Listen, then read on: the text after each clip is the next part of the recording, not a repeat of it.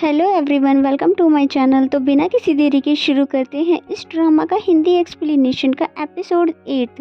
तो एपिसोड की शुरुआत वहीं से होती है जहां पर हवासू ने चायुंग और युनसू पर हमला कर दिया होता है और युनसू को लेकर चायुंग नीचे छुप जाता है। और फिर तभी वहां पर डॉक्टर जैंग आ जाते हैं मेडिसिन लेकर।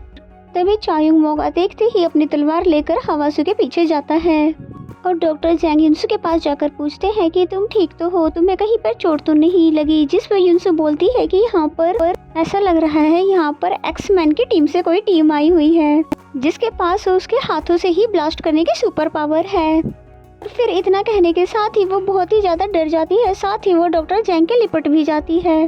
फिर तभी एरी आ जाती है जो कि इन कंडीशन में इन दोनों को देख के हैरान हो जाती है।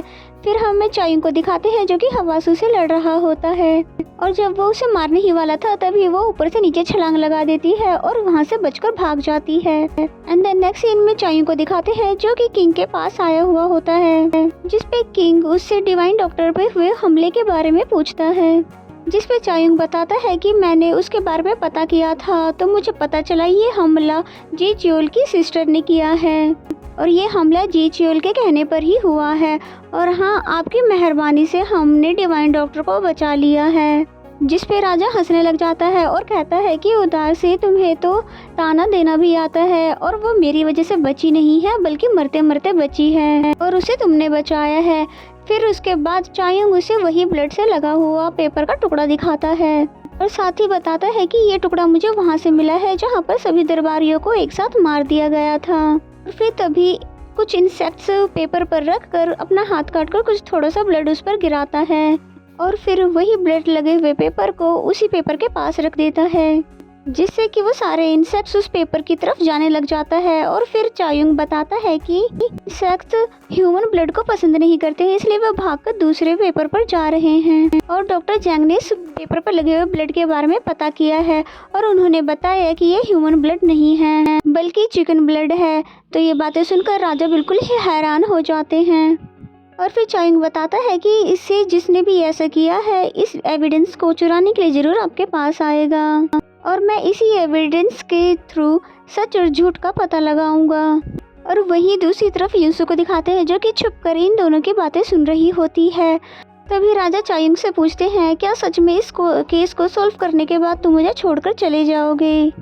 मैंने तुम्हारा डिवाइन डॉक्टर से किए हुए वादे को पूरा नहीं होने दिया और अब तुम्हारा और डिवाइन डॉक्टर दोनों की ही जान को खतरे में डाल दिया। क्या इसीलिए तुम मुझसे नाराज हो? जिस पे चायुंग बोलता है कि ऐसी कोई भी बात नहीं है।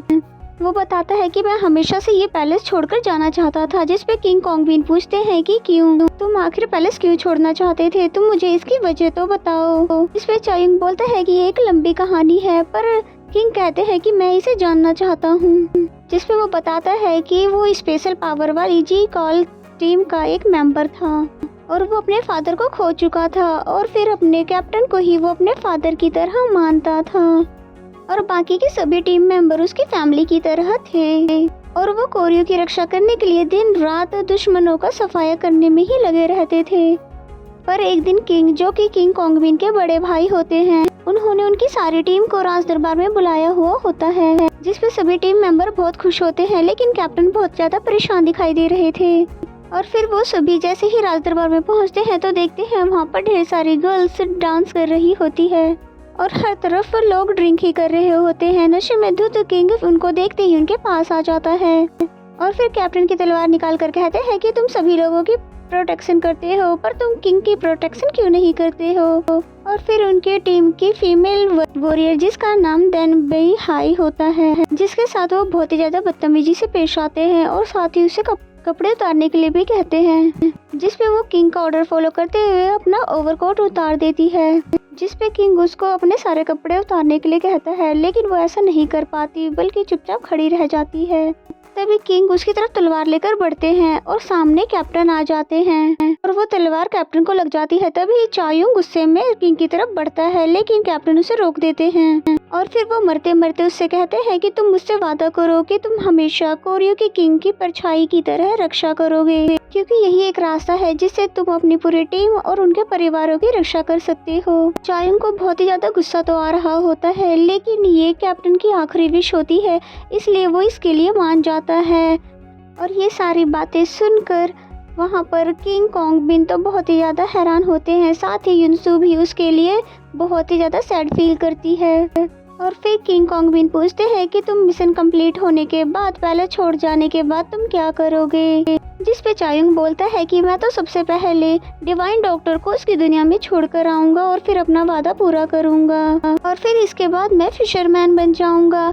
जिस पे किंग कहते हैं कि अभी तक मिशन कंप्लीट नहीं हुआ है, तो बेहतर ये होगा कि पहले तुम इसी पर ध्यान दो। फिर इतना कहने के साथ ही किंग कॉन्ग बिन वहाँ से चले जाते हैं और युनसू खिड़की से अभी तक चायुंग को देख रही होती है। तभी वो देखती है कि चायुंग को दोबारा से चक्कर आ गया है, तो भागते हुए उसके पास पहुँचती है कि तभी वहाँ पर डॉक्टर चैंग और कमांडर चुक भी आ जाते हैं और फिर सभी उसको उठाने की कोशिश करने लग जाते हैं। और यहाँ पर चायुंग एक ड्रीम में फ्रिजर वर्ल्ड में पहुँच चुका होता है और जहाँ पर उसके फादर भी होते हैं। चायुंग बोलता है कि मैं यहीं पर आपके पास ही रुकना चाहता हूँ। और वहीं चायुंग को होश में लाने के लिए डॉक्टर चैंग और युनसू बहुत ज्यादा कोशिश कर रहे होते हैं कि तभी वहाँ पर कोर्ट लेडी चाय आती है और युनसू से कहती है कि किंग ने आपको राज दरबार में चलने के लिए कहा है।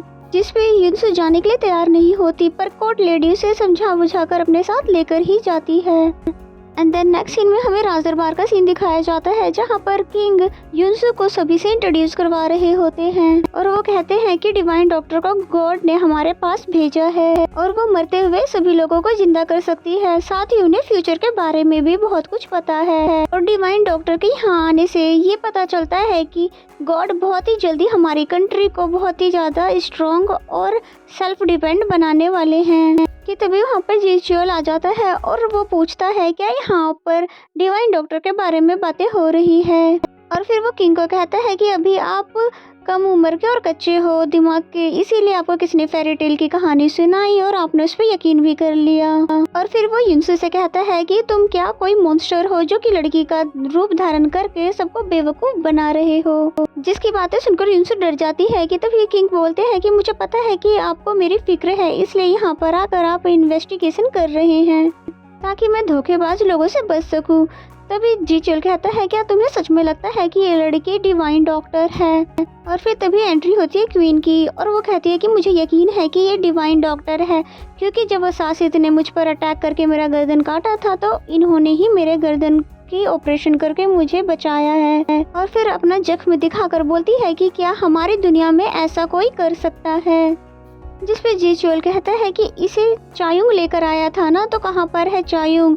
तभी युनसू बोलती है कि वो मेरा पेशेंट है और कोई भी मेरी मर्जी के खिलाफ उसे कहीं भी ले नहीं जा सकता। युनसू जीचुअल से कहती है कि मैं गैनम हॉस्पिटल की डॉक्टर हूँ। और फिर युनसू जीचुअल को कहती है कि मैं तुम्हारे जैसे सिरफरे लोगों से तो हर रोज ही मिलती हूँ और तुम्हें क्या लगता है कि मैं तुम्हें सुधार नहीं सकती। बस यहाँ पर किंग थे इसलिए मैं तुम्हें कुछ कह नहीं रही थी और मैं तुम्हारे जैसे लोगों को अच्छे से हैंडल करना जानती हूँ। फिर वो किंग से बोलती है कि आपने इसका नाम जीचुअल बताया था ना, और ये मेरे टेक्स्ट बुक में भी आया था और मैंने इसके बारे में पढ़ा भी है। और तुम ज्यादा दिनों तक लोगों को परेशान नहीं कर पाओगे, क्योंकि यहाँ से बहुत ही जल्द युआन का शासन खत्म हो जाएगा और मिन डायनेस्टी यहाँ पर रूल करेगी और तुम मर जाओगे। पर मैं तुम्हें बिल्कुल भी नहीं बताऊंगी कि तुम कैसे मरोगे, क्योंकि मुझे तुमसे बहुत ही ज्यादा नफरत है और भाड़ पे जाओ तुम। और इतना कहने के साथ ही वो वहाँ से चायुंग के पास चली जाती है और चायुंग के जख्मों को साफ करके उसकी ड्रेसिंग करने लग जाती है।